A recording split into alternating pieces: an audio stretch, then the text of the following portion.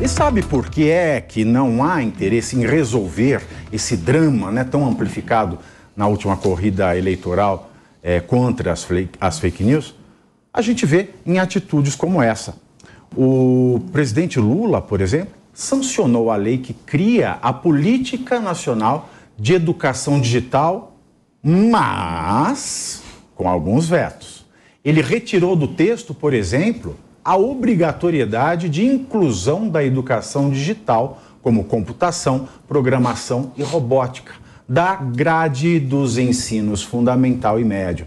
Em sua justificativa, o governo disse que a mudança criaria conflito entre as regras vigentes, uma vez que a alteração na grade curricular depende de aprovação do Conselho Nacional de Educação, CNE, e de homologação pelo ministro da Educação, MEC.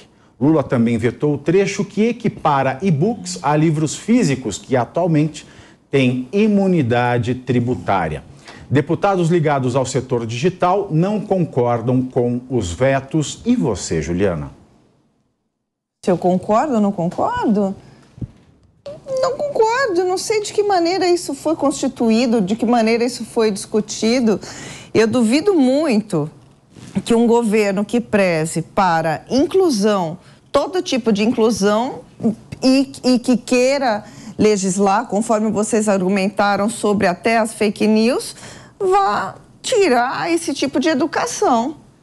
Eu não consigo nem explicar aqui para vocês ou para quem está nos assistindo qual seria o argumento disso. Não faz sentido nenhum. Isso. Quando eu também... Não faz sentido. E quando eu estou no Pingos, por exemplo, vem um tema assim e fala assim, eu não tenho capacidade de dizer alguma coisa. Não acho faz isso sentido. Bacana. Não, mas ou que não faz sentido. Não faz sentido nenhum. Não faz sentido nenhum. Então, não faz sentido nenhum. Ricardo Rosso. O único sentido que faz é a falta de preocupação de fato com a educação. Os vetos não fazem nenhum sentido, na minha opinião. Primeiro, o presidente poderia ter sancionado a lei, depois o Conselho Nacional de Educação, se fosse o caso, discutir para a implementação desse processo. O ministro da Educação, ele é um assessor do presidente da República, é um cargo de confiança. O presidente coloca o ministro da Educação e tira o ministro da Educação, se assim ele o entender. Então, ele vetar esse artigo não faz sentido nenhum. O Brasil precisa, de uma vez por todas, focar o seu olhar para a educação, gente. Educação de base, principalmente. É aí que está a grande transformação que nós podemos ter no Brasil. Os vetos do presidente, primeiro, se tudo são simbologias, já é uma simbologia equivocada.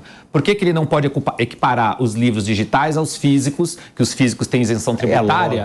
Aí é lobby, gente. Então não é interesse em que o Brasil avance na educação, é o lobby. Interesse em lobbies. Aqui é um pontinho aqui, outro pontinho ali. Eu acho que o chefe do Executivo, em especial, passa uma mensagem ruim na questão da educação, e nós precisamos realmente de um estadista no Brasil que olhe para a educação como de fato ela é, aquilo que vai transformar o nosso país, assim como transformou outros países lá fora. A gente vive pegando exemplos em vários lugares do mundo, mas esses países, na maioria das vezes, foram transformados porque houve uma revolução na educação. E no Brasil isso não acontece, é só discurso. Olha, não, mas isso vem desde outros governos. Um estadista no Brasil, meus amigos, corram para as colinas. Corram para as colinas, porque o único... Não deixa essa para lá, porque hoje em dia, essa só poderia falar nos anos 80. Professor Marcelo Suano, esses vetos do presidente Lula, eles fazem menos sentido, ou seja, eu não sei o que faz menos sentido, se são esses vetos ou o velório e enterro do Pelé depois da diplomação, do recebimento da faixa presidencial. Pavinato, eu vou concordar com a Juliana quando ela diz, primeiro, não tem detalhes suficientes aqui para que você possa fazer uma avaliação. Primeiro, que é educação digital da perspectiva deste governo? Esse é o primeiro que ficar esclarecido, né? Por quê? Porque se ele fala uma educação digital e ele retira, eu começo a ficar muito preocupado com o nosso futuro.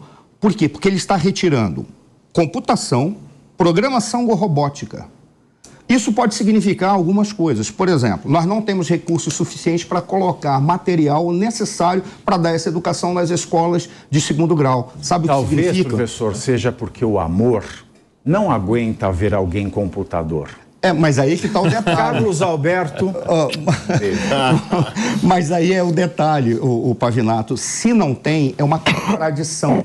Por quê? Porque não está criando aquilo que é necessário, que é educação igualitária, ou seja, condições iguais, para que todos, em todas as classes sociais, possam disputar o mercado ou alavancar. Só para concluir, eu lembro que uma vez eu estava conversando com o senador Cristóvão Buarque, e ele falou algo que me marcou. Ele disse: eu não sou nem educador, não sou pedagogo, eu sou educacionista. Eu disse: me explique, senador, o que é isso? Ele disse: muito simples. A minha preocupação é garantir que chegue educação de qualidade do mais pobre ao mais rico. É isso que me interessa. Fica para mim a pergunta: como é que você retira o futuro dos mais pobres? Não tem recursos? Se não tem recursos, então faz o seguinte: reduz o número de ministérios. Vai sobrar recursos. Ô, Bissoli, não está na casa, ele fala uma coisa e faz outra. E como é que as pessoas não percebem que ele fala num sentido e toma medidas em outro? Mas olha, Pavinato, se a gente observar já no período da eleição que ele falava que ia aplicar a lei trabalhista CLT para motorista de aplicativo, a gente já entende a cabeça dele em relação às novas formas de trabalho.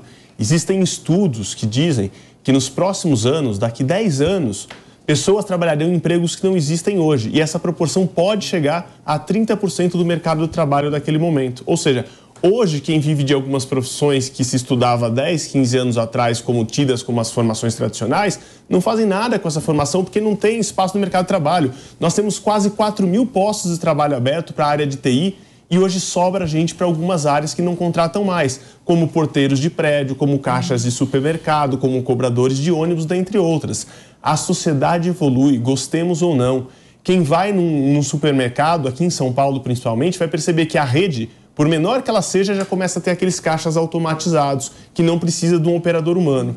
Eu estou trazendo essa provocação para entender o quê? Precisa, porque aquilo nunca dá certo. Que alguns postos de trabalho não é uma questão do Haddad propor um pacote da economia, a economia voltar a ficar aquecida, ainda que isso der certo, que vai voltar a empregar. Alguns postos de trabalho estão sendo extintos. Então, quando a gente fala desse projeto, e que tem o detalhamento, a Jovem Pan, quando traz uma pauta para o programa, eu pelo menos tenho a oportunidade de ser muito bem brifado, vem de uma matéria que a Veja fez sobre esse assunto, detalhando o projeto de lei, trazendo aqui o que foi ou o que não foi vetado, e o projeto traz o quê? Que era proposto já no ensino fundamental e médio. Vejam, a gente teve a época do ensino médio profissionalizante, o Alckmin se gaba muito disso que ele fala das FATECs, CETECs. Esse projeto era ainda mais avançado. Ele propunha que já no ensino fundamental, na educação básica das pessoas, tivesse já conteúdos de robótica, conteúdos de computação e de tecnologia de informação. São o que as crianças e os jovens estão vendo hoje. A criança e o jovem que não tem lá na sua formação esses conteúdos, por vezes vão ficar atrasados no mercado de trabalho quando forem ingressar. Como alguém chega aos 16 anos para trabalhar se não viu no ensino fundamental ou no início do ensino médio esses conteúdos? E o que viu não sabe direito. O que viu não sabe. A PISA tá aí vai concorrer com quem teve a oportunidade no privado de estudar isso, com quem tinha condição dentro de casa de ter acesso a equipamento eletrônico. Eu entendo que talvez essa escolha implicasse em formação de professores que talvez não tivessem conhecimento para dar esses conteúdos, em aquisição de equipamentos para que isso fosse ensinado. Mas essa é a função do Estado. Quebrou-se o limite de teto de gasto para gastar com tanta coisa, para investir na educação, em algo básico que são as crianças e os jovens hoje entenderem de robótica, tecnologia. O Marcelo muito bem colocou aqui quando discutiu com o irmão dele. Ele, em um período de formação anterior, conseguiu discutir com o irmão mais velho conteúdos de exatas, porque aprendeu isso no colégio militar. Será que, então, aquelas crianças que estudam em escolas particulares porque têm condição ou em colégios militares porque são de pontos de excelência não vão estar à frente daqueles que são em escola pública e vão ficar para trás porque esses conteúdos foram retirados?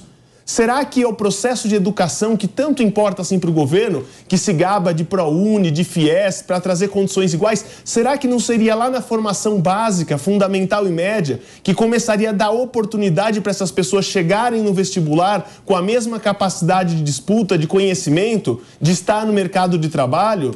Eu acho que os discursos são ótimos. Agora, as práticas como esse veto, que já havia sido aprovado por o Congresso, que tem muito mais legitimidade de representação popular do que o presidente da República, que representa hoje parcela da sociedade, praticamente meio a meio nós tivemos essa eleição. Você pega um Congresso que tem uma representatividade muito maior, um projeto que foi aprovado com ampla maioria e veta. Eu acredito que esse Congresso, tendo noção da responsabilidade que é um projeto desse, vai derrubar o primeiro veto presidencial no início da legislatura agora em fevereiro.